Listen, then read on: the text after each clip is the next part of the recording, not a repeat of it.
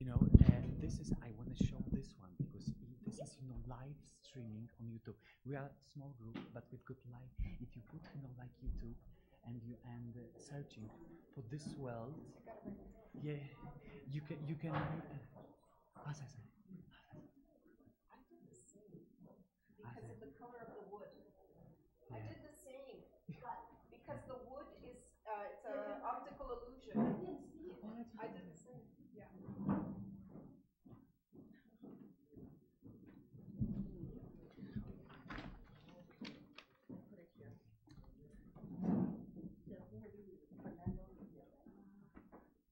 They put me. I put me here, so but I forgot there was a clicker, so I put it on anywhere.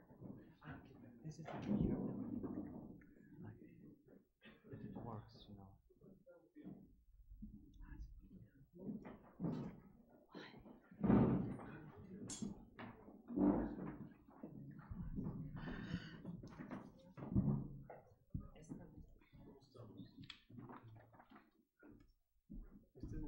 Yeah, we have our own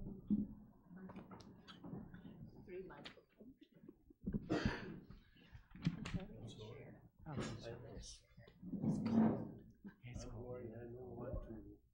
I don't want to be contagious. Don't worry. You know what we do in Taiwan? We always wear the masks. I should. Okay. So good morning, all of you. I'm very honored to chair this session. But before I will present our members of the last panel, I would like to inform you that we've got direct online transmission.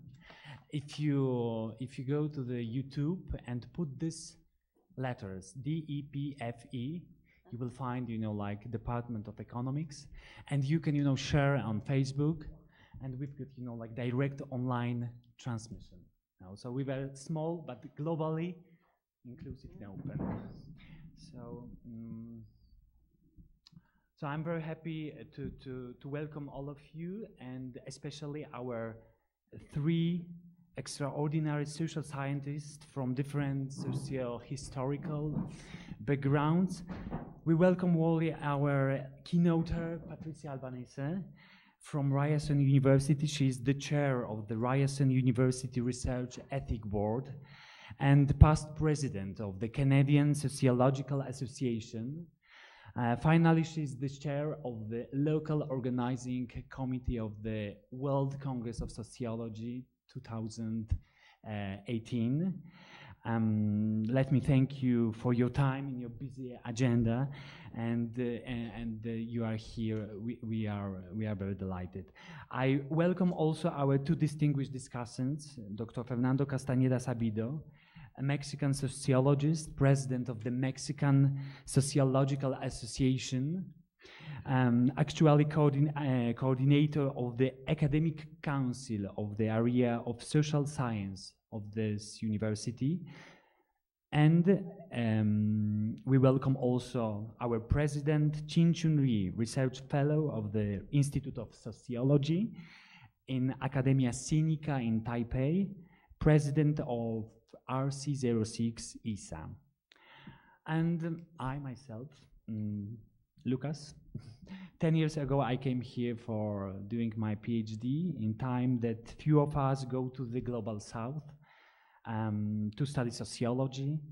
As we observe the One Direction movement to sort of Euro-Atlantic academic institution, I did my PhD here, also postdoc, and then was invited by Dr. Fernando Castañeda to be part of the professor of the faculty. Actually, I work in the new created program, which is program that is university program on Asian and African studies. So, as a chair of session, let me briefly make an introduction. As we already could appreciate from our keynote lectures and sessions, there is such a diverse complexity of inequalities, as well as something hidden that we cannot express, the huge dimension of the inequalities. But not only dimension, the impossibility for us to understand inequalities as the numbers, indices, measurements cannot express the present, future, and also past problems. Here in Latin America and the Caribbean, particularly in Mexico, we had sociologists that tried to understand the complexity of the inequalities. One of them, one of the most important, Pablo González Casanova, author of the Democracy in Mexico, is also, you know, like the author of this theory of the internal colonialism, colonialismo interno. It's not something outside, but inside that not permit a change. Another one, the greatest Mexican social scientist with German origin, is Rodolfo Stavenhagen. Just died 1 year ago. He supported the human rights of indigenous people. Perhaps the most difficult conditions in our region have particularly children and youth among also this, the indigenous people. We already noted from the contribution and presentation of Clara Husidman, our first panel on Wednesday. You know, this is the proximity to talk about the contribution of our keynote today, Patricia Albanese, and I found two sources that comes from not the social science, not the economy, but from the poetry and from the report. Mexico and Latin America countries, we've got some kind of the development of the reportage journalism that is socially contributed. Leila Guerriero, Argentinian journalist, wrote just a few years ago, "What happens in that here for the youth, there is nothing." She described the region of the Patagonia in Argentina. "The night is very violent. It is not a good place to live." It was quotation from the Guerriero. Or quoting a poem that is directly, for me, you know, a proxy to the sociology of Patricia Albanese. It stems from the, you know, there's, you know, like the daughter of Nelson Mandela, whose name is Zindi Mandela.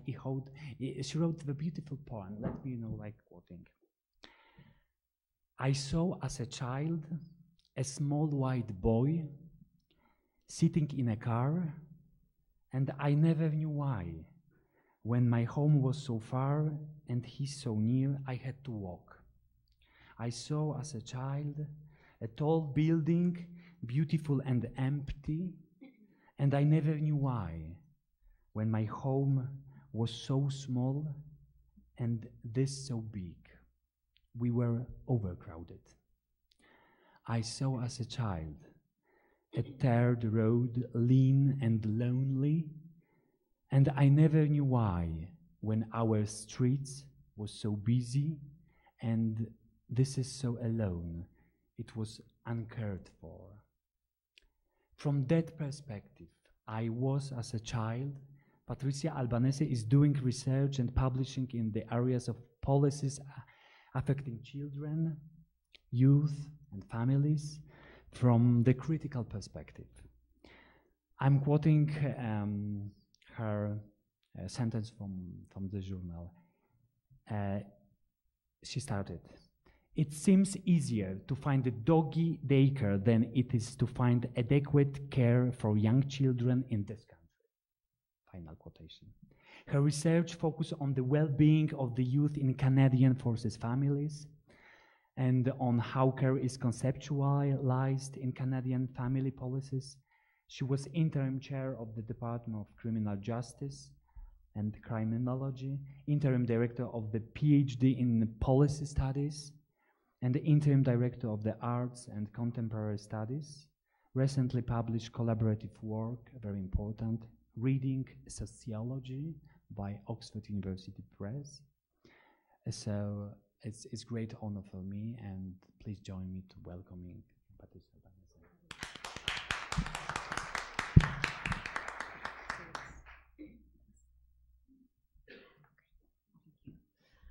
Good morning, friends and colleagues.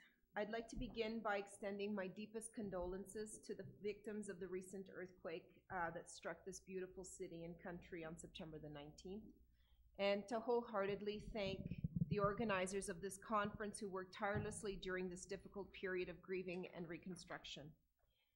When I was asked to speak at this important gathering, I must admit that I was a little worried.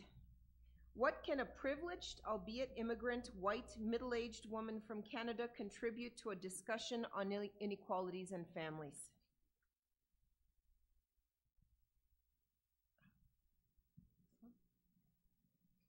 Sorry, technical difficulties. Okay. I live, work, and study families in a country that by many measures is one of the wealthiest in the world, and according to the great literature and the mass media and a range of socioeconomic indicators, Canada ranks high in standard of living. Many from around the world consider Canada a good place to migrate to and to work and study. On the occasion of Canada's 150th birthday, its sesquicentennial, Canadians were encouraged to reflect on and celebrate the fact that they are Canadian and fortunate to be so. Local and national media happily fuel this sentiment regularly, but even more so this year. For example, in March 2017, echoing an American newspaper report, the Canadian news outlet boasted that Canada's ranked second after Switzerland and far above the US in a comparative study of the best countries in the world to live. News outlets regularly report on legitimate and more anecdotal comparative studies that tout our greatness. By many standards and measures, when we use aggregate data, Canada ranks comparatively high in GDP, in the proportion of the adult population pursuing post-secondary education, in the number of women in the labor force, on literacy, etc. There's no denying the numbers unless, of course, you're a recent immigrant to Canada, or someone living with a disability, or Indigenous, or a single mother raising her children, or a member of a racialized group, or someone living in Canada's north, or a member of a household trying to juggle multiple part-time jobs, making ends meet to feed your family. Life in Canada on this sesquicentennial falls far short of the celebration of our greatness. There are a lot of exceptions when it comes to living in comfort and security in my country. While we often feel good about ourselves compared to the US, and especially recently, we do not compare well against other nations when it comes to child poverty, child care, food security, our treatment of Indigenous children and families, and the environment. Sorry. One more? Sorry. Canada's ranking in UNICEF's report card on child well-being has dropped sharply from 12th place in 2007 to 25th place in 2017. Slide. On UNICEF's global report card in the global report card, their goal number 1 to end poverty on all forms, Canada ranks 32nd out of 41. And on global goal number 2, to end hunger and achieve food security and improve nutrition, Canada ranks 37 out of 41. Yes, I live in a country that has universal childcare, but I also live in healthcare, but I also live in a country that does not have a unified family policy that guarantees basic minimum standards of living for its citizens and its families. As a country with a liberal rather than a social democratic welfare state, and a tattered one at that, our policies and programs, despite popular mythology to the contrary, continue to be built on the premise that it's up to the individual and individual Canadians to pull themselves up by their bootstraps. Many of our social programs offer targeted, means-tested benefits, which are often stigmatizing, that are triggered after a family falls into poverty rather than universal benefits that prevent them from falling in the first place. Even these vary comparably and considerably from province to province, given that Canada has a very decentralized federal system where social policies are governed under the provincial governments and provincial jurisdiction. To make matters worse, provincial ministries work in silos, often independent of one another. Don't even try to follow this, but I'm doing this as a just to tongue-in-cheek to show you how bad this is. So in my province, Ontario, which is one of the largest provinces of the 10 provinces in Canada, there are 30 separate ministries. So just try to follow the logic because it's exceptionally disconnected. The Ministry of Advanced Education and Skills Development is separate from the Ministry of Education, which is separate from the Ministry of Research, Innovation, and Science. The Ministry of Finance is separate from the Ministry of Economic Development and Growth, which is separate from the Ministry of International Trade, which is separate from the Ministry of Labor. The Ministry of the Environment and Climate Change is separate from the Ministry of Natural Resources and Forestry, which is separate from Northern Development and Mines, which is separate from Energy. Ministry of Health and Long-Term Care is separate from the Ministry of Housing, which is separate from the Ministry of Infrastructure and Ministry of Transportation. And in our case, most relevant to us today, the Ministry of Children and Youth Services is separate from the Ministry of Seniors and Seniors Affairs, which is separate from the Ministry of Community and Social Services, separate from the Status of Women, separate from Citizenship and Immigration, and separate from Indigenous Relations and Reconciliation. And to add even more, the province's early years and child care strategy, its poverty reduction strategy, its accessibility and anti-racism strategy are separate still. Understanding poverty and prosperity in Canada, as is the case anywhere, involves understanding the compounded impact of the plurality of intersecting inequalities based on social class, race, immigration, immigrant status, indigeneity, the realities of living with a disability, among many, many other things. It involves understanding housing, education, childcare, status of women, anti-racism, health, accessibility, and labor as profoundly connected. But in reality and practice, our ministries, policies, and programs in Ontario alone are working in silos, they're working apart, and they're disconnected. Provinces and territories work semi-autonomously, and all of these work at arm's length from the federal government. On the ground, in the everyday lives of families and in our research, we're left scratching our heads and wondering about how it's even possible to untangle the interconnectedness of any and all of these characteristics. Consider one example. The status of women in any country hinges on a large number of factors, but of course including things like access to post-secondary education and to well-paying jobs. In Canada, a significant proportion of women do pursue post-secondary education, and many have access to decent paying jobs in a changing economy. But often this is not possible without affordable childcare. And in Canada, regulated childcare is far from affordable and far from accessible to many families. So we'll leave it on this one for a second. The regulated spaces are available for about 20% of Canada's children, and its cost is astronomical. In my city, the biggest city in the country, Toronto, parents are paying fees of around $100 a day, which is costing families more than it would cost to put themselves through university or to put their older children through university, and our tuition fees are quite high. So many turn to informal, unlicensed home care or foreign domestic workers, which, as you know, rests on the backs of working class, immigrant, racialized women. So how do you map out these lived realities into these jurisdictional divisions and responsibilities when they're treated as not being an interconnected web? With such a siloed provincial structure, in a decentralized federation, in a liberal welfare state, in neoliberal times, even a change in government from a little less progressive to a little more progressive, while that's important, is still only yielding minor improvements in the lives of children and families in my country. So I want to share some examples of these complexities and how they're characterized and lived through manifested in the lives of many Canadians. And I want to tell you a bit about the disconnect between policy and lived reality, and about where Canada sits really uncomfortably when it comes to poverty and other types of inequality. I want to share some examples of how Canada fails a good portion of its children and families. And just last week, on November 21st, we had a new report card on poverty issued by an organization that's been tracing poverty for a number of years. And Canada fails over 1.2 million of its children, hence the title of my paper today. So next slide. In 1989, in an all-party resolution, the Canadian Parliament unanimously pledged to eradicate child poverty by the year 2000.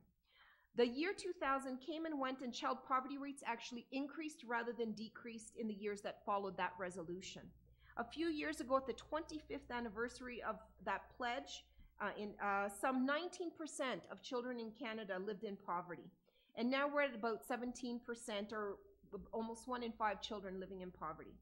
Most disturbing, close to 40% of Canada's Indigenous children live in poverty. Between 1/4 and just over 40% of all recent immigrant children, racialized children, and children raised in single-parent families live in poverty. Children with disabilities are also disproportionately likely to be living in poverty. Child poverty rates have surpassed the 1989 rates in most provinces in Canada, and hover at about 33% in Nunavut, which is one of Canada's, one of 3 northern territories that is predominantly populated by Indigenous families. Next slide. In most of these provinces, increases in poverty rates are the result of economic downturns and fluctuations that negatively affected particularly the manufacturing and resource extraction sectors in these provincial economies. And this has resulted in job losses among parents, and particularly job losses in well-paid blue-collar occupations. And these were replaced by poorly paid service sector jobs. Many recent immigrants to Canada find themselves landing in these uncertain circumstances alongside their Canadian counterparts, while at the same time their foreign credentials, which is what got them into the country in the first place, are questioned or disregarded. Next slide. Most recently, children living in poverty are disproportionately likely to be living with a parent or 2 who work 1 or more part-time jobs. In other words, these parents are not unemployed. Instead, they're in jobs that offer low wages, poor job security, and few or no benefits, often in the service sector, as I mentioned. Next slide. According to Statistics Canada, the average hourly rate of full-time employees that are paid by the hour in 2013 was $22.27. Those earning minimum wage earn half of this. Okay. Next slide. And while a large number of those working minimum wage are younger Canadians, the proportion of all employees earning minimum wage is 17% among those in retail trades and 27% in accommodation and food services. And these make up 60% of all employees earning a minimum wage in my country. Next slide. As a result of low wages and other economic inequalities, a growing proportion of Canadian families with children rely on food banks to meet their daily needs. More than 1/3 of over 850,000 people accessing food banks each month in Canada are children. And again, as noted above, many of their parents work, they don't earn enough. Next slide. Families in Canada's north find themselves to be even more vulnerable when it comes to food insecurity, with housing and jobs even more scarce and the cost of food astronomically higher than in southern parts of the country where the bulk of the population resides. Just recently, a friend of mine posted on Facebook some prices of products on grocery store shelves in the north where she lives. A cabbage with a price tag of $28.54, a tub of peanut butter, $17.99, a roll of Pillsbury dough in the store refrigerator, $15.77. To put it into context, this is almost 10 times the cost that you would find in grocery store shelves in the rest of Canada. Next slide. I don't expect you to see this. It's one of the northern territories, the Nunavut Bureau of Statistics, compiled this to show that basic staples in their territory, again, predominantly populated by Indigenous families, were 2 to 4 times the national average. making family grocery bills and food insecurity outrageously high. So despite the relatively low value of the Canadian dollar, the high cost of living, and especially high cost of housing, and fluctuating oil prices in recent years that have negatively affected various parts of Canada, it's still widely known that Canada was not as hard hit as the United States or other European nations in the economic crisis, the global economic crisis of 2008. But despite this, and to recap now using comparative data, UNICEF's report card on child poverty revealed that despite slight improvements since 2008, 20% of Canada's kids live in poverty by their measures and their comparisons. It places Canada in the middle of the pack of 41 nations that they compared, and very far below many Scandinavian countries that consistently scored better because they have policies that keep their children and families in focus and in mind. Similarly, a recent report by the OECD revealed that Canada placed in about the middle of 34 countries compared, and these are the most economically advanced nations of the world. Sorry, next slide. And making Canada among one of the wealthiest countries in the world with one of the higher rates of child poverty. And I don't have to belabor the point here. It's very well documented in Canada and around the world that parental incomes affect child outcomes, right? Through childhood, adolescence, and into adulthood. That poverty, inadequate housing, poor nutrition, they negatively affect children's health, contribute to obesity, high rates of diabetes, lead poisoning, respiratory infections, and a range of other chronic health problems that I guess you will be speaking about as well, right? Children's academic success and school engagement are negatively affected, and children's self-esteem and overall well-being are negatively affected. Children, youth, and families are already marginalized by the poverty, and they're additionally marginalized by the outcomes of that poverty. And in Canada, there's no group where this is more apparent than among Indigenous children and families. While colonial policies predate Canada's Confederation in 1867, colonial practices and genocidal policies were ingrained into policy in 1876 through the creation of what's called the Indian Act. The Indian Act formalized First Nations dependency on the Canadian state and regulated almost every aspect of social and economic life of the people it governed. Through aggressive assimilation, the creation of a reserve system, the introduction of residential schools, and many other forms of institutional racism, we've seen population loss, displacement, and mass social disruption within Indigenous families in my country. Indigenous communities have been deprived of their rights to their traditional lands, to resources, culture, and governance. Some of Canada's colonial practices continue to this day and have been detrimental, of course, to the well-being of families and communities to this day. From the beginning, there was no mystery that the overall goal of the Indian Act was to assimilate Canada's First Nations, but one of the central instruments they used in accomplishing this goal was, and it's run into the recent times because the last residential school closed in 1996, was the residential school system. By the Government of Canada's own recent accounts and accounts of Indigenous peoples who lived through it, which are well documented in the final report of the Truth and Reconciliation Commission that came out in 2015, for over 100 years, residential schools were the place of cultural genocide, physical and sexual abuse, and unethical experimentation on Indigenous children. Next slide, please.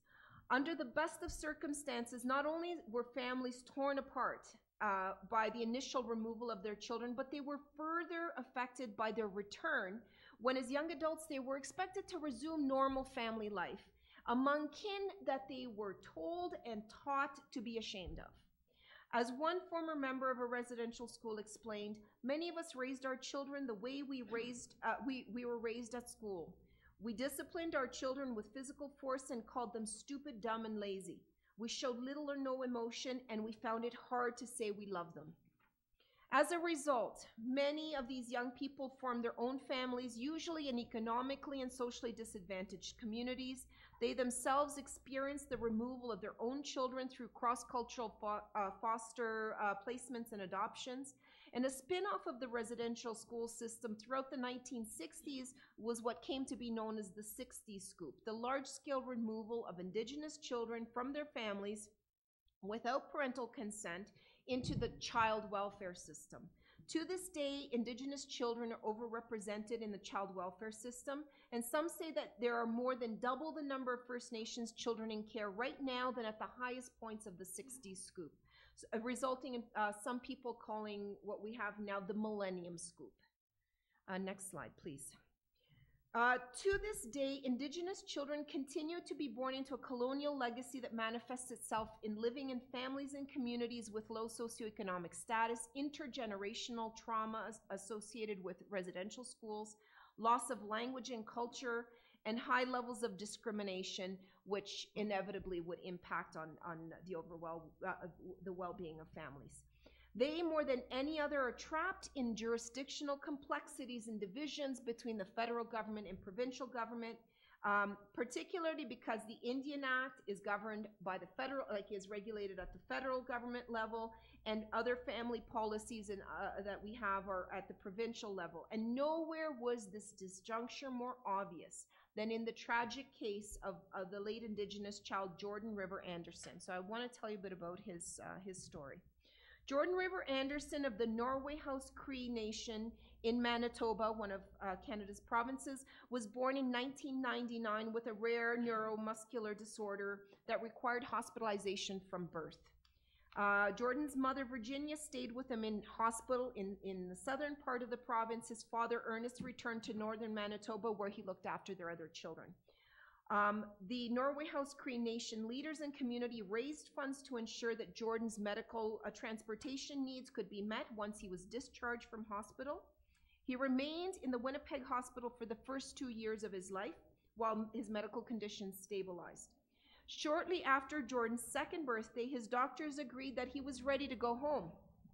Jordan never made it home.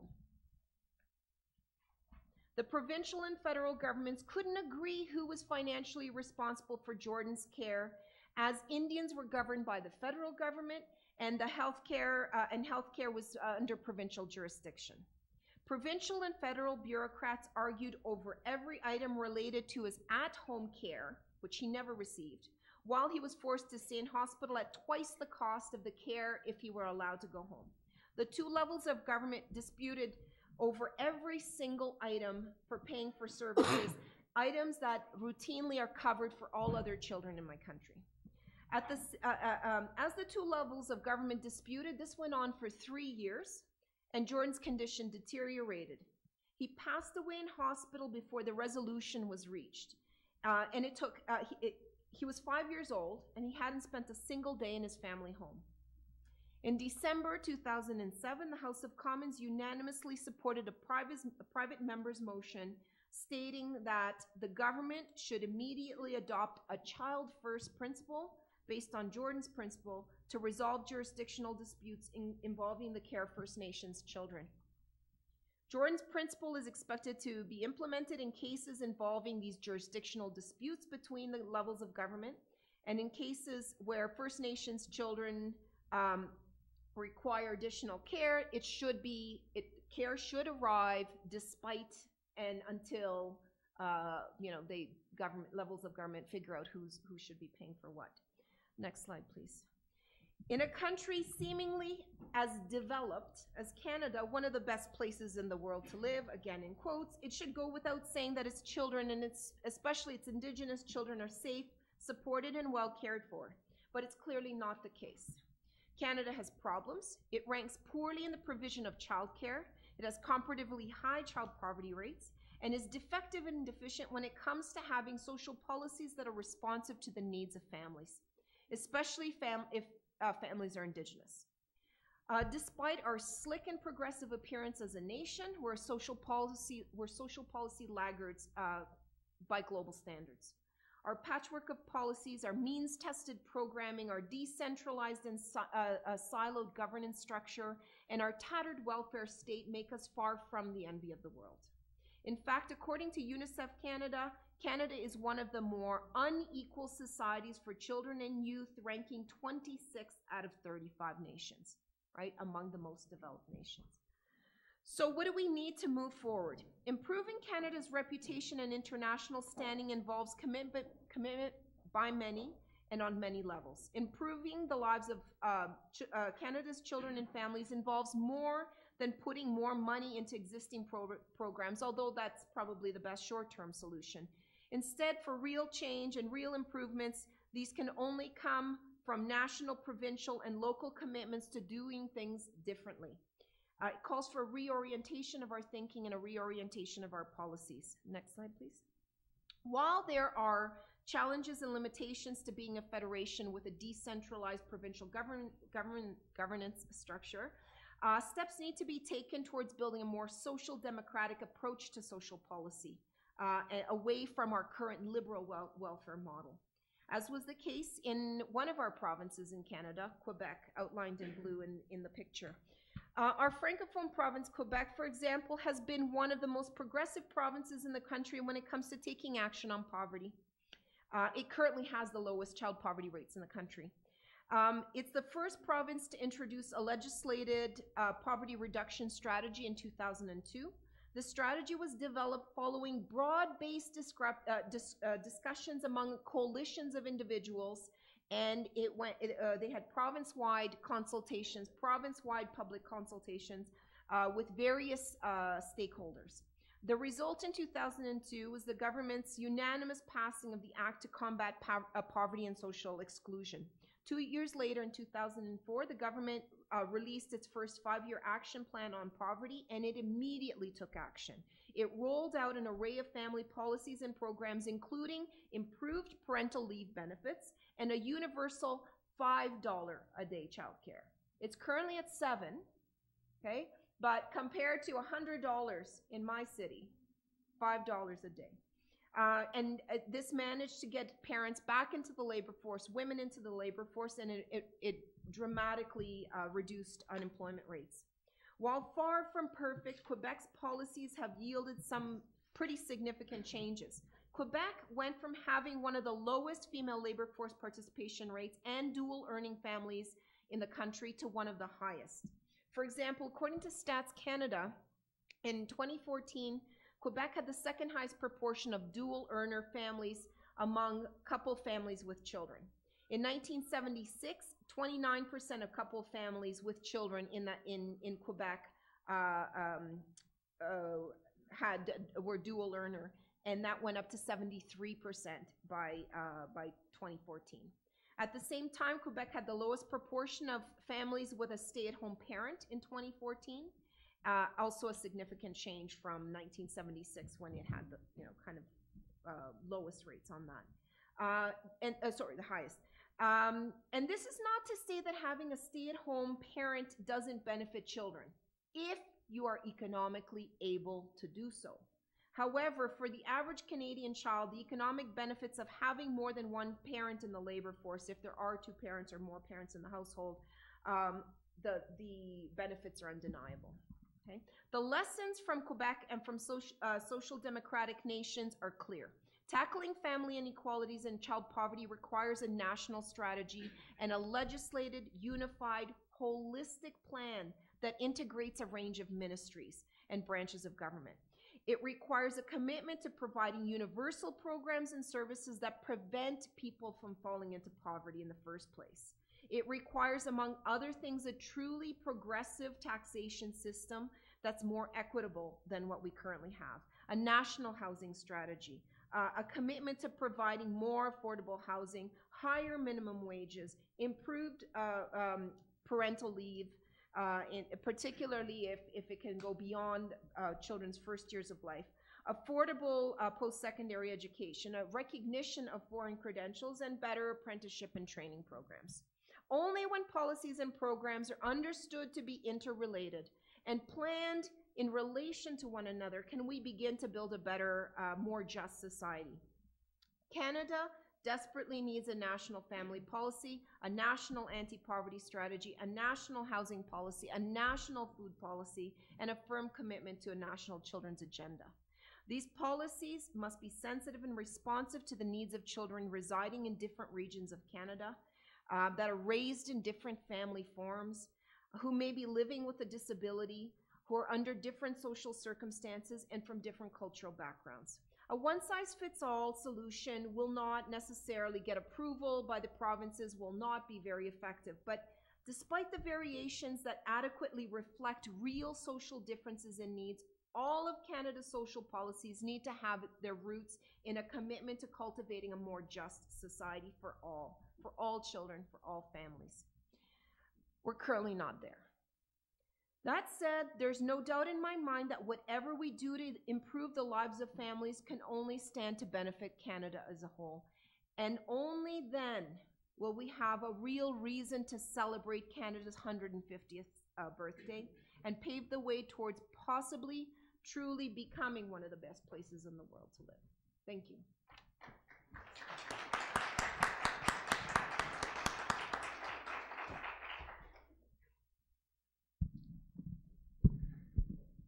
Thank you, Patricia, for your contribution. Now we will ask Professor Fernando Castañeda Sabido he's our discussant of this session. So let me present him. He's full-time professor from the School of Political and Social Science from this university. He received BA from the sociology from this university, his PhD from Colegio de Mexico and the University of Sussex, England. His research focused mainly on sociological theory, public opinion, exclusion, inclusion, and political sociology. He's author of many publications, including books such as The Crisis of Academic Sociology in Mexico, one of the most important analysis of the sociology theory in last decade, Tension Between Ideology and Science in Sociology, and The Struggle for Public Opinion in 2006. So please join me welcoming Dr. Castañeda. Thank you. Thank you very much. Well, first I must say that it's a privilege to be here with Professor Patricia Albanese. And also, I learned a lot of with this paper about poverty, childhood, and social exclusion. When I read the paper, it's inevitable, I was thinking in my country, in this country. And indeed, the difference between Canada and Mexico are huge. As Professor Albanese said, Canada has the highest rates in income, highest rates in standards of living, and we are middle income country with a lot of with rates of poverty larger than what is in Canada.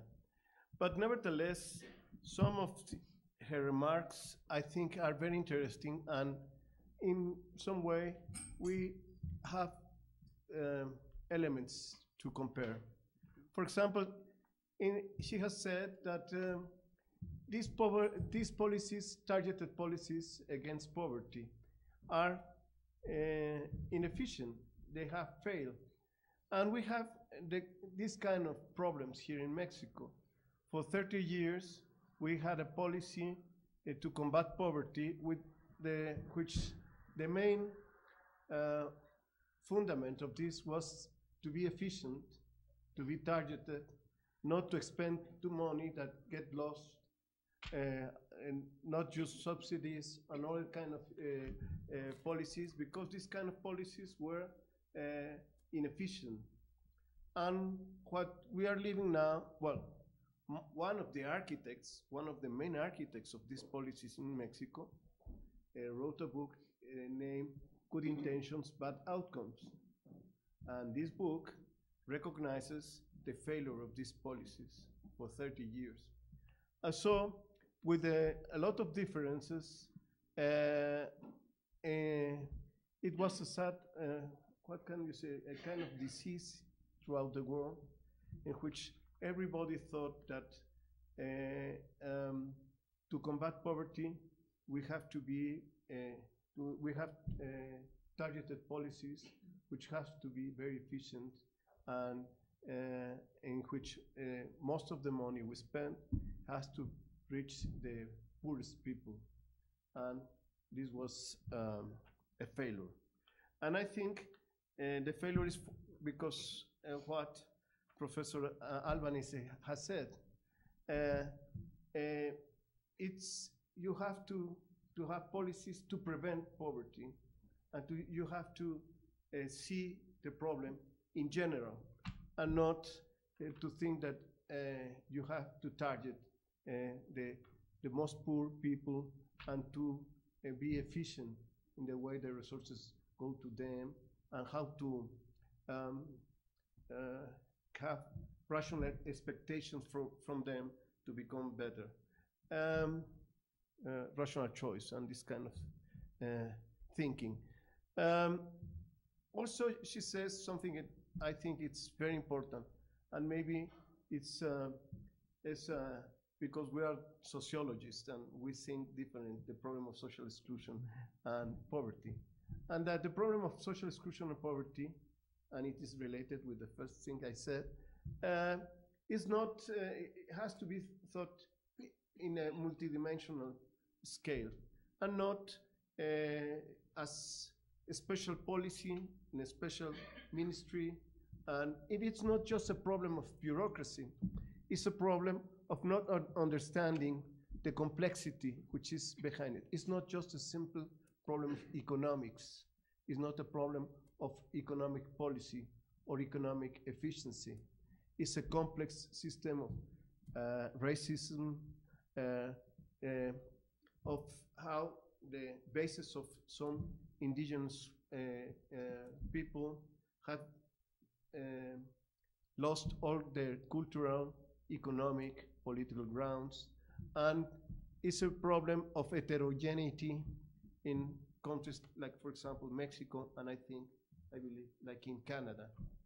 So this is another very important problem, because we're talking not just about economics, we're talking about culture, we're talking about, as I said, racism, we're talking about power, we're talking about many other dimensions which are engaged in the problem of social exclusion and of inequality. It is true that economic inequality has an effect on other dimensions, education, health, as she said, and other dimensions of the life of the people, of the poorest people, of the indigenous people. But this idea that because the problem of income is a problem, is the main cause of this exclusion, I think it's a mistake, because it is also a consequence of all other. So I think this is another element that I believe can be compared with Canada, with all the differences. We have a federal government also, but it's very different from Canada. Not in reality, also formally. Our federal system is more like the United States. It's completely, in Canada, federalism goes from the provinces to the federal government, and in the United States, in Mexico, it's the federal government and then the states. This is something quite different in the way formally and legally operates the government. But also in these aspects, with all the difference between the federal government and our federal governments, there's also, again, a problem how to organize policies, as she has said. And I find that and the example she chose, sorry, Quebec, it's very interesting because if I understand this example, what happens in Quebec is a thorough policy to integrate the people less, the poor people, the people marginalized. And this means, as you said, to articulate many levels and many, not only ministries, but also the way in any province can work together over this kind of problems. We don't have an example here, like in the case of Quebec, but I think it's also an interesting example to think about how to deal with problem of social exclusion and poverty. We have to think at the level of the states, in the case of Mexico, even at the level of municipios, and we have to work in a different way. Here in Mexico, particularly, and I finish with this, there has been a big discussion about the level of community, how to work in a different way at the level of community because of these kind of things and problems that Patricia Albanese has mentioned. And maybe it's an alternative with a lot of problems, political, legal, governmental problems, but I think it's an alternative. Maybe it's a better alternative to, even more, maybe it's a more efficient way to deal with exclusion, but even with environmental problems. At least it's a hypothesis that we have to consider. And thank you. Congratulations. Thank you. Thank you, Dr. Castañeda. So now I pass microphone to our president of RC06, Chin-Chun Yi. She doesn't need presentation, but maybe let me briefly introduce her. She received her BA in sociology from National Taiwan University, a master degree in sociology from University of Wisconsin-Milwaukee, and PhD from the Department of Sociology, University of Minnesota.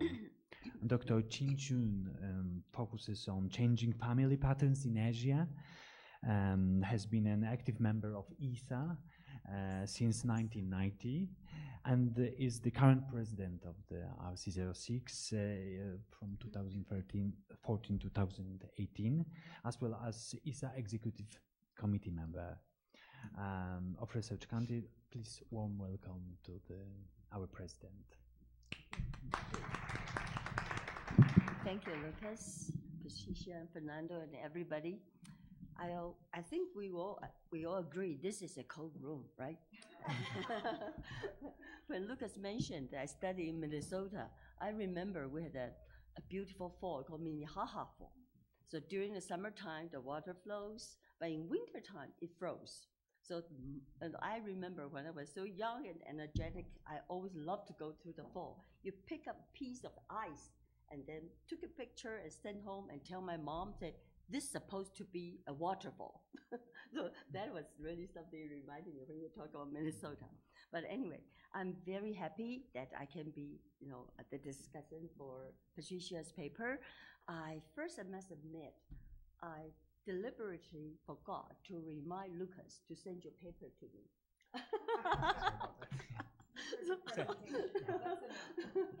But just by listening to what you say, I really have something to share with you. As you can see, it's like a test on the spot, but I'm really happy to do it. So when Patricia mentioned that in the rich Canada, they also have a very serious family inequality problems, it reminded me that, as Fernando just mentioned, we heard about the situation in Mexico, in the north, and then in Canada. You can see family inequalities exist. And there is a shared problems as well as shared challenges in the future. So although ISA categorized country by its economic development by category A, B, C, I'm sure social inequalities, especially family inequalities, exist in every country, and same in Taiwan. And so today, Patricia, highlight the important aspect of child poverty among, there are also elderly poverty and women problem, among the family atmosphere. So from what I learned, there are three specifics that I think I'll always, take home. One is she started by telling us the disconnection between administrative, and not only just from the national, provincial, local, the vertical line, there's also a horizontal line between different departments, social welfare, education, police, and the health department. And not only, she mentioned quickly, maybe not going into detail, but I like to see when she mentioned there's also a disconnection between policy versus lived reality of poor families in Canada. So, this really highlights the real essence of what happens, at the macro level. Then second message I learned is that she used several slides with very concrete statistics to show us that usually when an inequality situation occurs in a society, it's the disadvantageous group, such like Aboriginal, who suffer the most. So I think we will all remember Jordan's story. What a sad story. You usually take a tragedy for legislators to decide to do something, and you better do it quick, because when the public opinion is on that side, you pass the law, and that helps, right?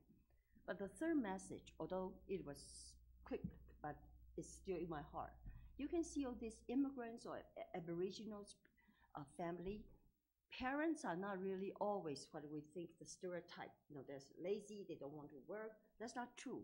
Patricia mentioned to us they want to work, but the work received is inadequate in every respect, from low wage, from no benefits, or maybe in Mexico we're told not part-time work, but overwork, or maybe in many other countries you work until death, things like that.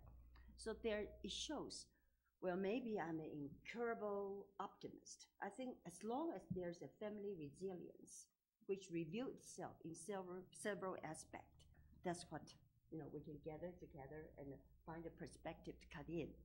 So I think the example that Patricia mentioned about Quebec, sounds like very encouraging, right?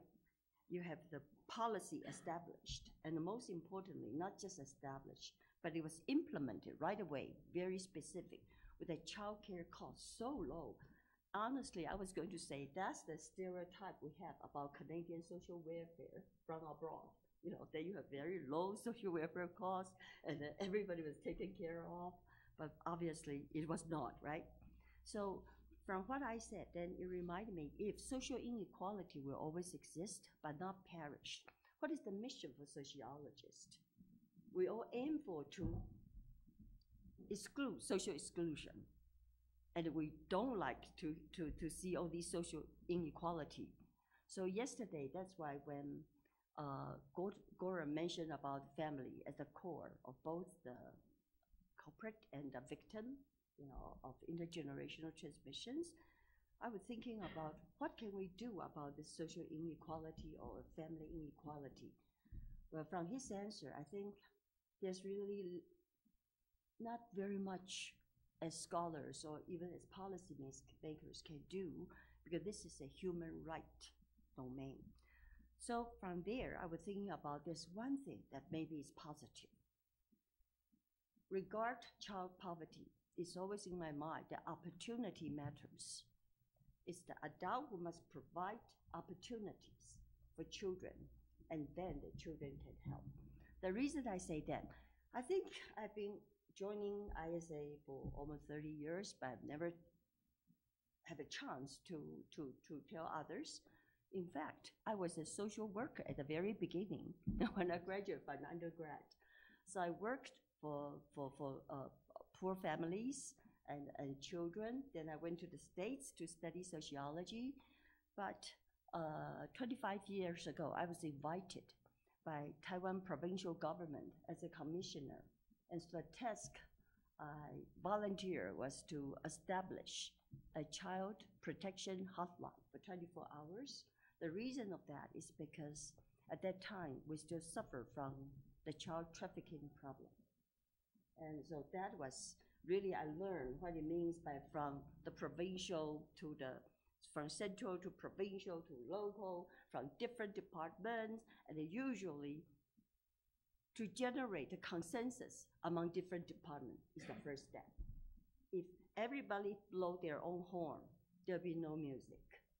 So I remember it took us some time, and I actually, just pay visit to every chief to tell them what's going on. So it was established in 18 months and carry on until now, right?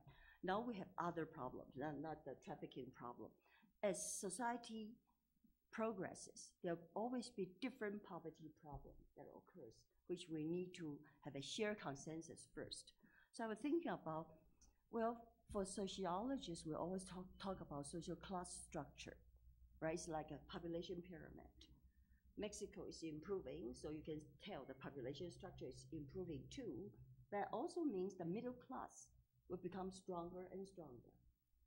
When a society like Canada, they have a very strong middle class, then they're in a better position to tackle or combat poverty problems because you're better equipped with knowledge, skill, resources, or even, as I say, shared consensus may be easier to be established.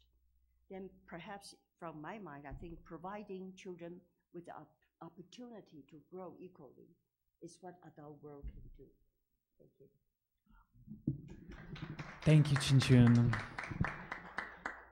So let me briefly, make conclusion. As we can see, from the perspective of the Patricia, what does Canada need? It looks like, also Mexico need these programs, this national housing strategy, truly progressive taxation system. All these problems and challenges for the Canada is also in terms of the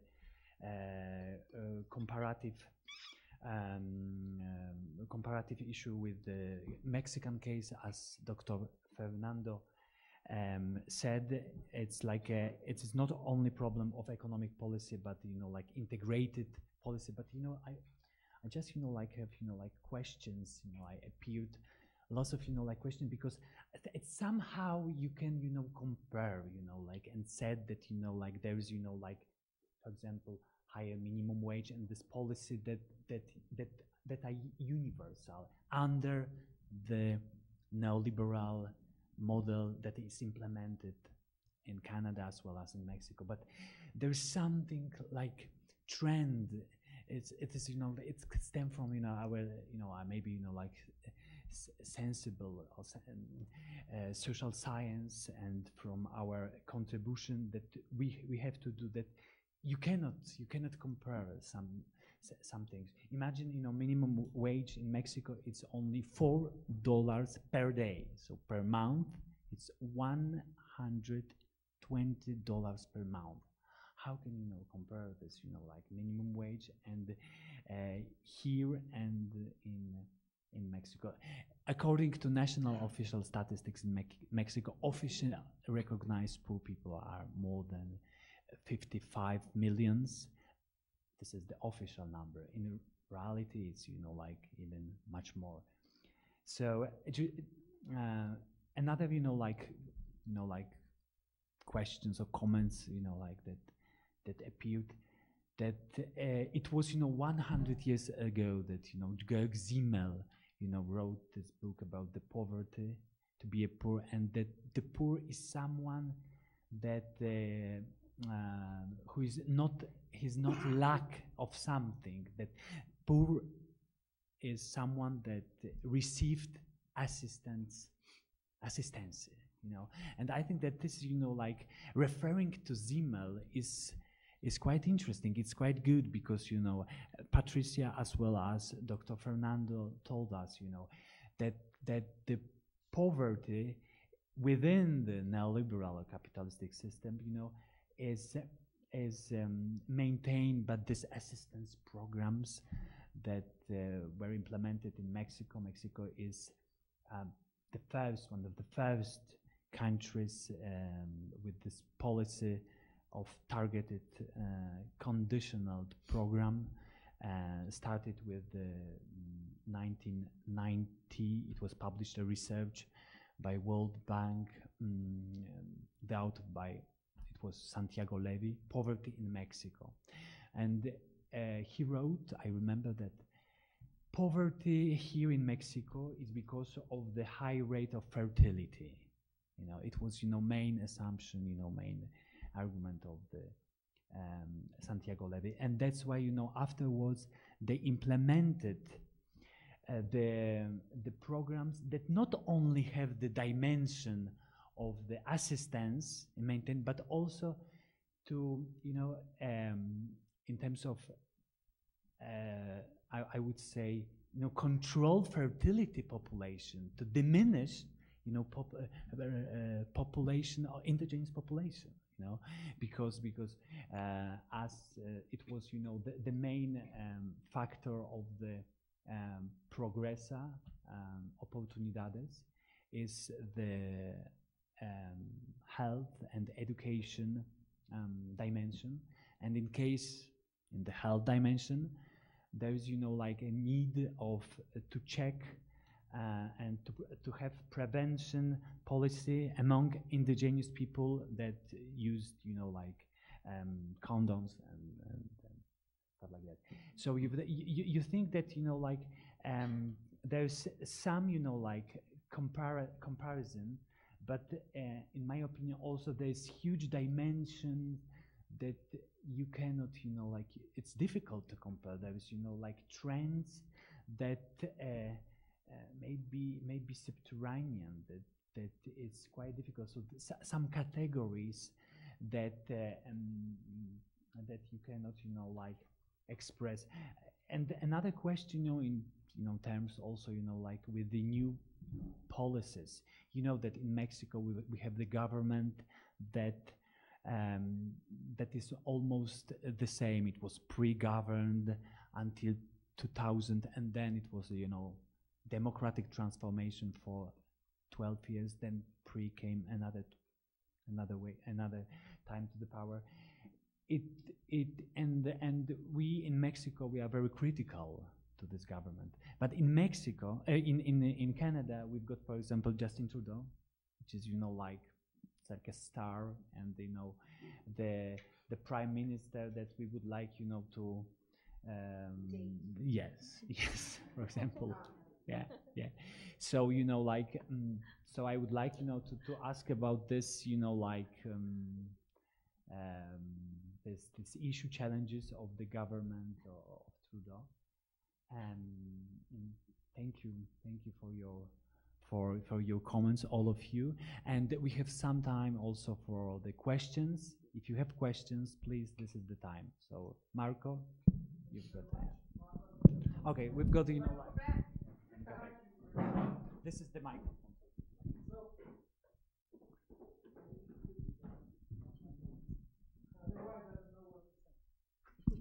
Thank you so much. So, Marco Bellio from Quebec University.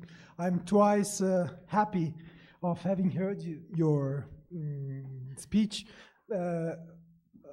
Once it's because we are twice compatriots, so we are both Italian Canadians, and this is very fun for me. And the second is that when you are in Quebec and you work in Quebec and you work on Quebec, sometimes you forget the Canadian perspective. And so your Canadian perspective allowed me also to remind that Quebec is in Canada and that we have to consider also the whole context. So thank you so much for that. So I want to go a little bit deeper in what you said about Quebec. Of course, I don't want to be a prophet of the gloom and gloom, I think you say in English, but of course we cannot deny that, for example, CPE, le Centre Petite Enfance, so the Center for Childcare, has been a great innovation, especially in 2005. But right now is also an important thing, and compared to other provinces, you said Toronto and Ontario, but also Nova Scotia. I worked there as a professor in Halifax for 1.5 years, and I've seen a little bit the situation in Atlantic Canada as well. So it is, I mean, the system is pretty good, but we are now discussing on the problems that childcare is having. For example, there has been an uncontrolled expansion of childcare, and so the market came in an uncontrolled way. So that's why I was I agreed with you when you said that Canada is not a social democratic welfare system. I would say the same thing for Quebec, although we like to say since 25 years that we developed a social democratic welfare state model. It's a liberal model, and we are governed by the liberal government since 15 years. So 2003, Charest, which has been, I mean, I will not talk about politics, but so I perfectly agree with you that Quebec in the Canadian panorama is pretty doing well. But I think I would adopt the same perspective that you adopted for Canada towards the rest of the world. I adopted for Quebec towards the rest of Canada. So this uncontrolled expansion created a double system of childcare. So, and there is a lot of inequalities in the access to this childcare system. So there are very good childcare systems like Montessori or other methods which are very elite. Although they are public or paid by the public, it's not that all families have not the capacity to arrive there. And so there is an inequality in family skills to have access to that. And I'm more a regionalist perspective, so I studied regional development and I work on life trajectories in regions. And when I studied the territory that my university serves, so Quebec City, but also the Eastern Quebec, so Gaspésie, Lower St. Lawrence, we see that things are even worse.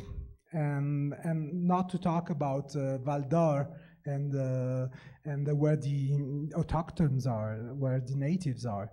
So your perspective is really true, and of course in Canada, panorama, Quebec looks pretty amazing. But the reality of politics and everyday is also like the same perspective you adopted for Canada. And just one thing, and then I leave the word to other people. I really appreciated when you talked about the difficulties of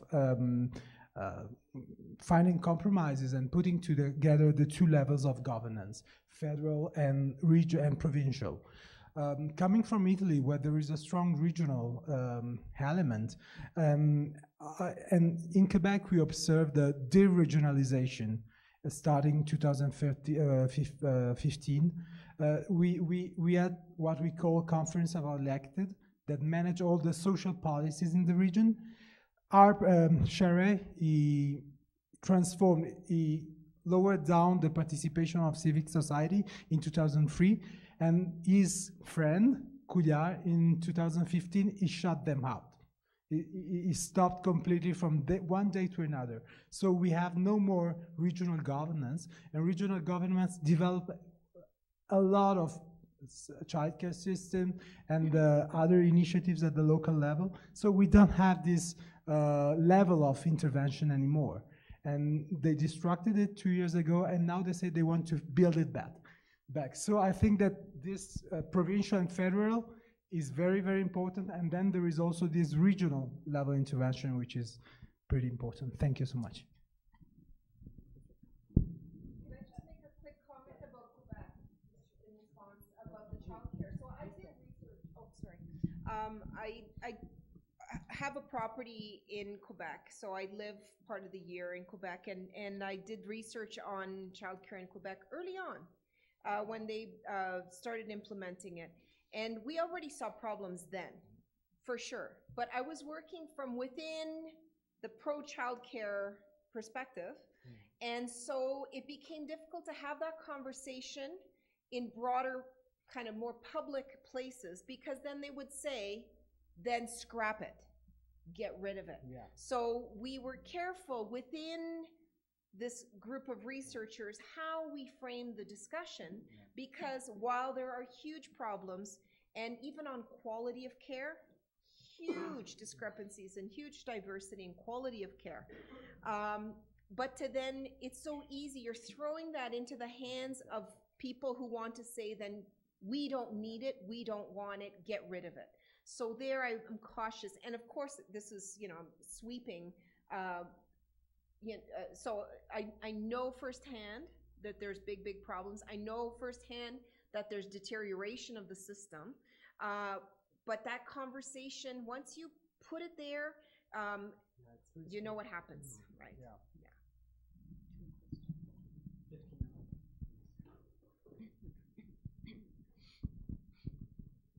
Thank you, Patricia, for your intervention. It's very enlightens a lot of things.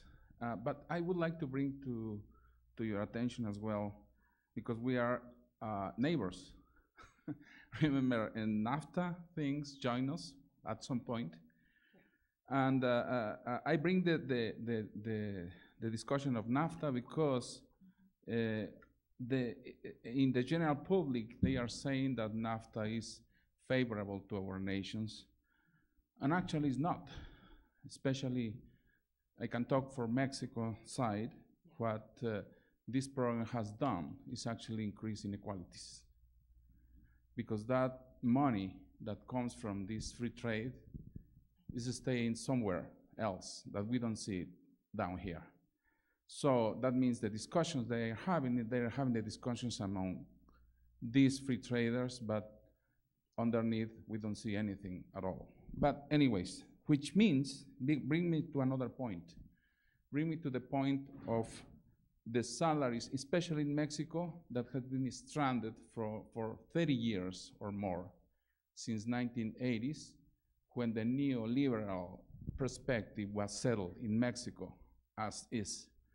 So what we see, if we can see a graph of the salaries starting from the 80s, with using a basic unit of whatever the year you choose, you will see practically a flat line, which means families today are stranded more with monies, obviously, because, as you said, they work more hours to have even the same or less money to get their ends meet.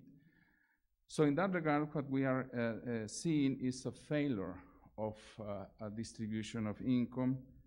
And so for that regard, they created these programs of distribution, programs for helping, that I named them as containment programs. I mean, they don't actually solve, they just contain poverty.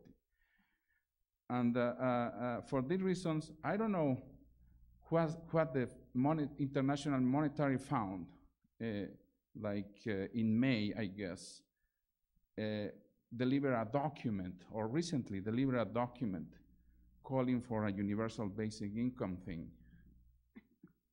And I was saying, what's that? So is this International Monetary Fund is recognizing that the failure of the system is going on, or what?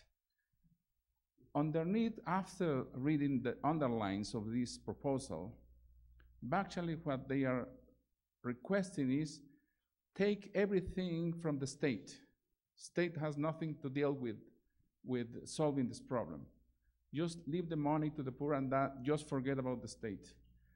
So we have to be careful and read the underlines of these proposals, because everything is going to happen on our countries and our families. That's a comment. Thank you.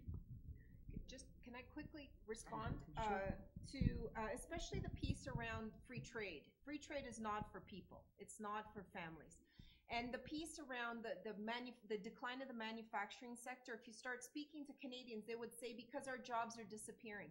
What we're doing here is we're fighting each other, the people to people. We're saying our jobs are going to Mexico and Mexican people are benefiting. They're not. They're not. Our jobs are moving to places where industry could make more money, where you can undermine unions and good benefits and good salaries. So they will take it to anywhere where they can exploit populations easily. It's not about free trade. It's about making money for large corporations and big industry. So I agree with you, right? And it helps to pit one group of people against another group of people. Canadians who are losing their manufacturing jobs are saying it's your fault. No, you didn't have a choice, and this is happening at this broader scale. Just another piece around the targeted programs that I wanted to mention. It really stigmatizes people. Yes, poor people need money, but what happens? And I had a line about progressive taxation. In Canada, we say we have progressive taxation, because the more people earn, the higher percentage of taxation they pay. But in reality, what happens is the middle class does get the biggest brunt of the burden, okay? And that's a reality. The rich have tax breaks. The middle pays. A lower income because of these targeted programs and so on, and they don't have to file and pay taxes. There's an exemption if you earn too little in our country.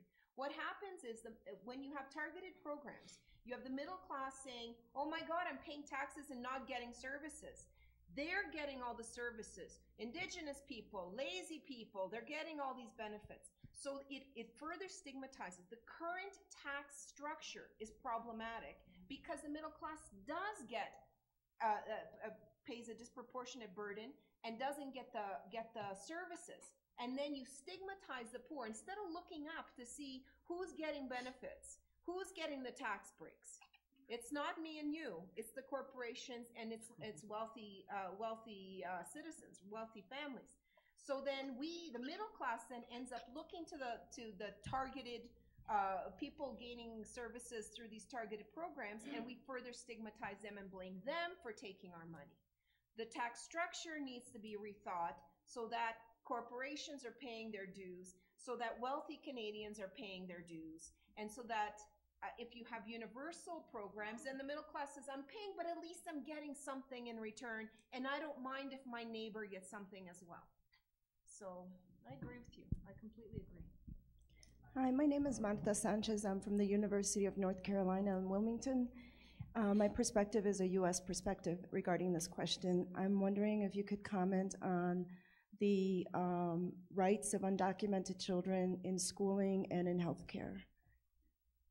It's not an area I've done extensive work in, but we started having a don't ask, don't tell policies in the school systems so that they can get access to education.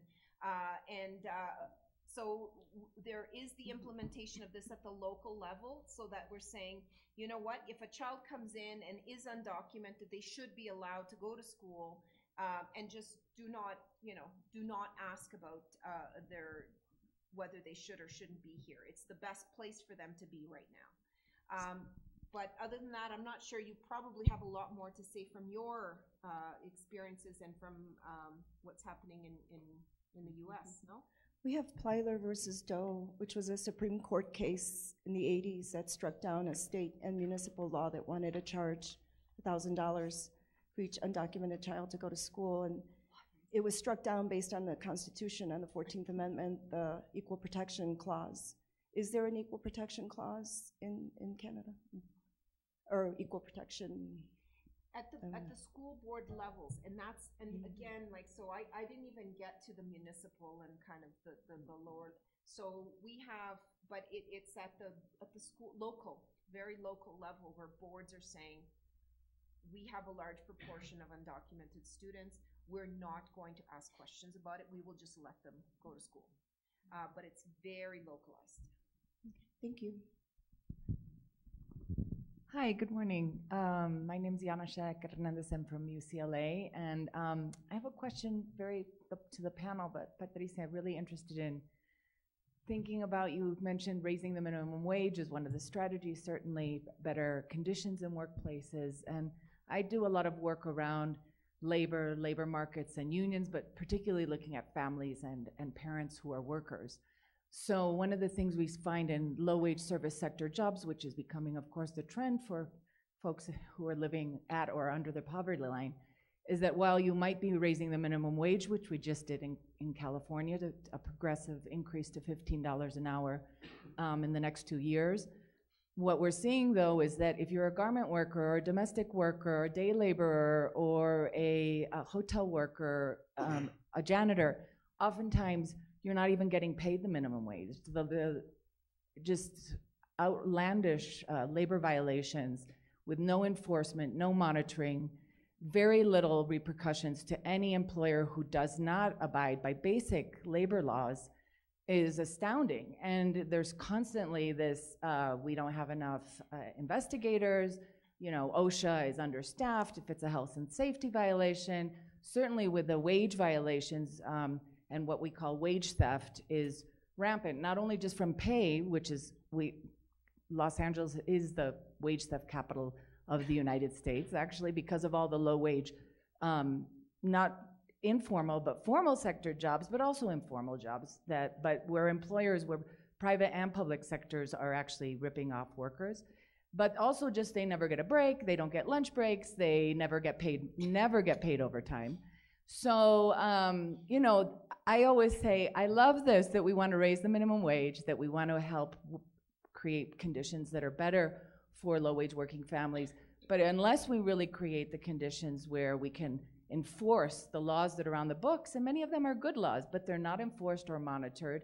And then if they are, we've found that people who actually go to the Labor Commission to file a wage claim, you know, and go through, if they get there, because these are, of course, all the conditions we know, that poverty and immigration status limit them to get through our systems. Once they even get filed, and they're found that their cases, they should be paid back wages, then the companies either file bankruptcy or they, just all series of crazy stuff. So I don't want to go into that. But so I really think that I want us to also think as policies like this kind of enforcement mechanism, and I love the point that you made, of course, that we have to fix the tax structure that's the same in our country to the wealthy, and to, figuring out different ways that the middle class can benefit. There's no stigma, but definitely I'd love to hear comments about, you know, this enforcement and kind of really thinking that unless people are getting paid what they're working, there's always going to be this reproduction of, you know, this very inequality that we see. Thank you. Anybody would like to have a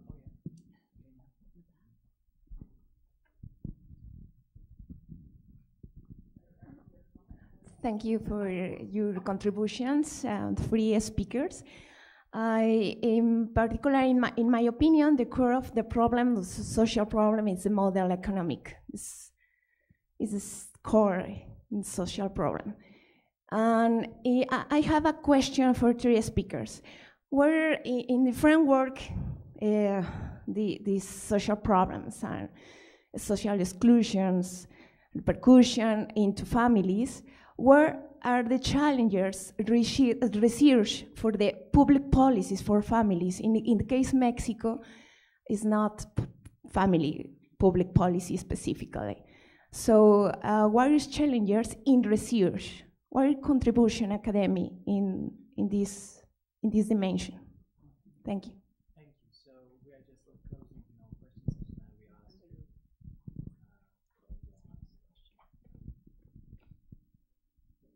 No questions? No. Okay. Any more questions? Tackle enforcement. So we actually have lower minimum wages for people working in some of these sectors, like in food services and so on. So it's even legislated in, like a two-tiered system if you're working in those. And I have to say, even the talk, as we're having discussions around $15 minimum wage, again, I have friends who own small businesses, and they say that's going to kill us. It's going to really harm, you know, the small business owner and so on. And again, I think that's why we need to rethink bigger, like, what are the implications when corporations are getting away with all sorts of things. And then typically you would have the smaller employer who would be taken to court, who would be the one who, but the corporations do it, like Walmart. I mean, like, it's just, and it's celebrated as this, so yeah, enforcement is important. I don't have the answer on how to do it, but I think it's very easy to turn a blind eye because of this fear that they're going to leave. The jobs will leave if we don't abuse you. And I think it's really, really problematic. Like I don't have an answer. Thank you, Patricia. Because of the time requirement, would you like No. Okay. So thank you so much for Patricia and our discussions. We will have in 20 minutes our 2 last parallel sessions. We invite all of you and have a great workshop. Thank you so much. Answer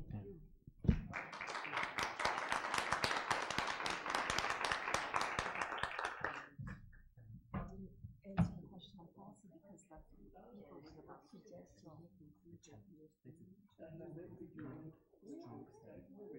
You leave the last day.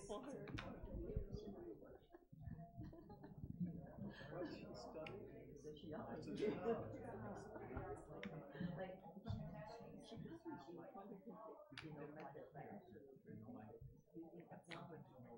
I love 2 years.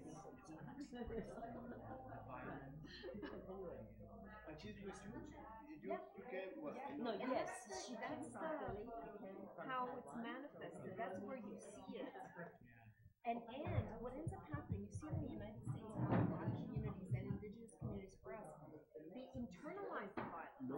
They're harming themselves as communities. It hasn't all happened now, but the birth control, when you were saying that, the best form of birth control is education. Let people go to school.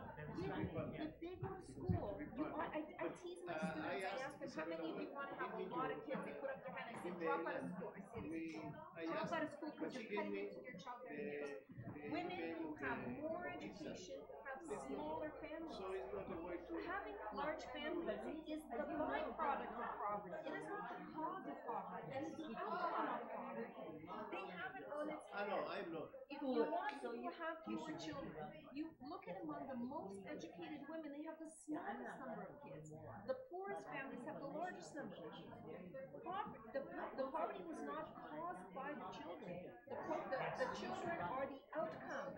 They're not in school. They're 12 years old and they don't have a future. So you're going to have families. You're going to have kids. The only thing you have. So they really need to. And when I say education, it's not education about birth control. It's education about mathematics, sociology. Put people in school. They will kind of. There's no time to have children when you're studying. Is your first time here in Mexico?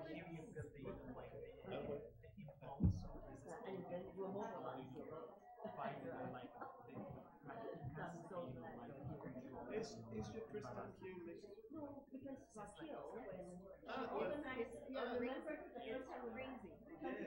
but in San Ildefonso, you have been in the downtown. Lots of contradictions inside. I want the policies. I want outcomes. I don't want a pretty face. I want a showman. That's what I was saying about, like, this is show. We are glossy. We look good. We have a handsome prime minister. We have great. No, we don't. We have this. We have, and yes, we are lucky compared to some people. But my mother always used to say, because I would come home with a grade and say, look, I got a B. She said, and I said, and I would say, my friend got an F. And she says, don't compare yourself to someone who's worse. Compare yourself to someone who's better and get better.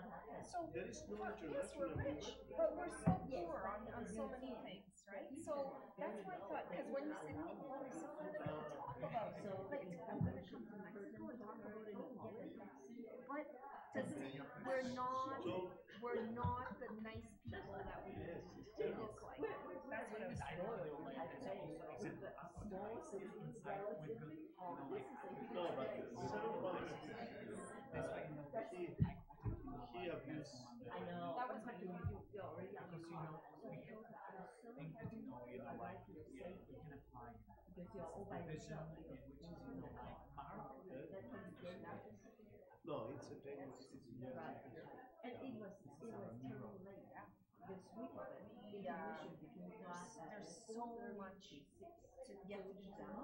That the last slide was the very last one. It says there, the next 150 years are supposed to, it better be better, you know, because it's not good. It's not. We shouldn't be celebrating. We need, you know, fix a lot of things. There's no party to be had. No, the museum is maybe 30 kilometers from here. Oh, okay. So not that far. No. It's in Reforma. I don't know how to explain. But Where's it's your not so presentation? far. It is far, but it's not like every 35 kilometers. And how long do you come to school? Drive? Yes, I did not far from here. Where we are, yeah. So show me so that we Next can. time you came, I will. That's great. I know. But you're speaking. Are you going to be speaking or no? Yeah. I'm gonna, you know, like, you know, I'm gonna share because, you know, I have okay, there you go. Oh, Okay. photo. I want to. I'm gonna check this. I don't know what happened with that. Well, Can I bother you with a group photo? Okay, sure. Because as I don't have my You come as well. That's Angelica. Angelica, could you take a photo of us? but first the table. Okay, that light is very bad for me.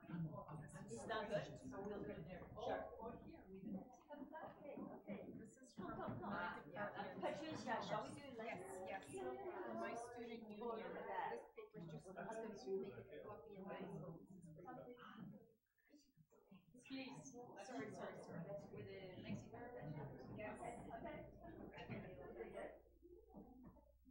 Okay. Now you have to smile.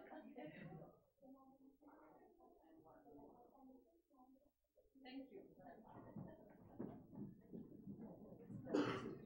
she organized the education committee. But it was the. I'll follow you because you're going to. Start the same day of the earthquake. Margaret phoned me and she said, I'm stuck here in the airport in New York. And I said, well, don't come because the university is closed.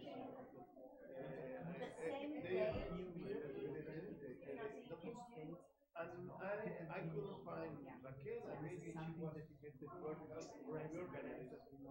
And since then I don't think about that. I didn't know if she could manage to go on with the. Amazing. So I wrote this down. I'm gonna check on YouTube. Back in 2011,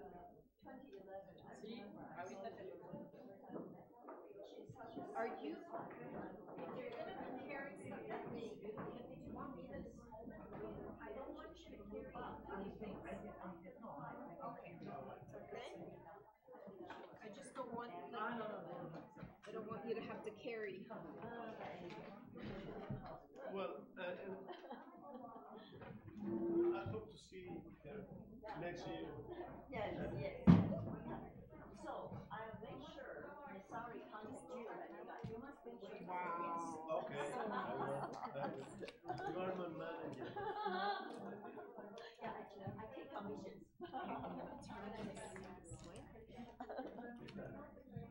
It's here. Muchas gracias.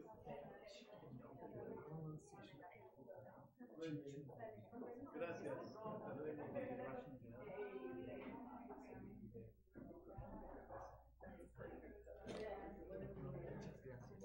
No, al contrario. Sí estuvo muy bien. Lo que pasa es que uno tiene que olvidarse el español. Sí, yo también, o sea, ya me siento. Ya no puedo. De repente no puedo. I wish I could